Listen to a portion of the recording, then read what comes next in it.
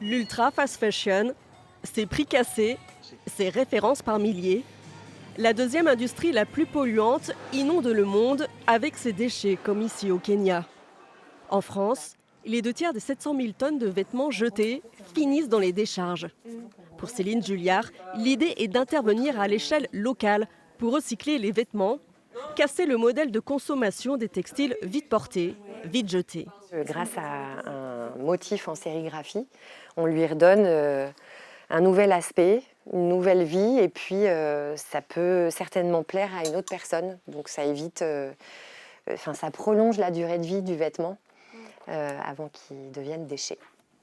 L'association La Grande Collecte ou Laboratoire à idées, à concept, pour réduire le volume des déchets textiles. Marie-Angèle cherche la solution du côté des teintures végétales, comme le bois de Campêche, pour donner une seconde vie aux vêtements. On teste et puis des fois on a des bonnes surprises, des fois on n'en a pas, des fois ça ne marche pas. Mais en fait il faut savoir que sur toute la production textile qu'il y a aujourd'hui, donc on a des matières naturelles, des matières synthétiques, mais les colorants naturels justement peuvent teindre les matières synthétiques, comme le polyamide. Et on peut aussi des fois surteindre l'élastane. Et on a aussi des effets chinés, des fois quand il y a des mix de matières, parce qu'il y a plein de compositions de vêtements qui sont bicomposants, on va dire, ou multicomposants. Et donc l'idée c'est qu'avec le naturel, on va aussi révéler les matières qu'on va pouvoir teindre ou non. Inspiré des boîtes à livres, le vestiaire. Le principe, déposer des vêtements que l'on ne veut plus porter ou simplement confier pour être réparés.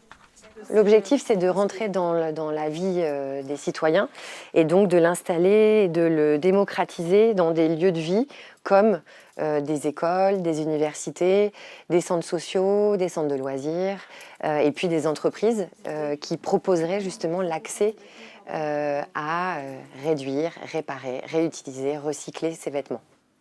Autre concept développé, le textile transformé en matière thermique ou phonique pour atténuer les bruits dans les pièces. Résultat d'un travail de recherche avec des ingénieurs. C'est un module qui a été testé en labo et qui est acoustique. Et donc ça qui a été vraiment un travail poussé des ingénieurs avec une appli où on peut identifier, on va pouvoir l'installer et combien de modules on peut mettre sur un espace classe ou dans une médiathèque. L'année dernière, l'association rochelaise a collecté 5 tonnes de textiles.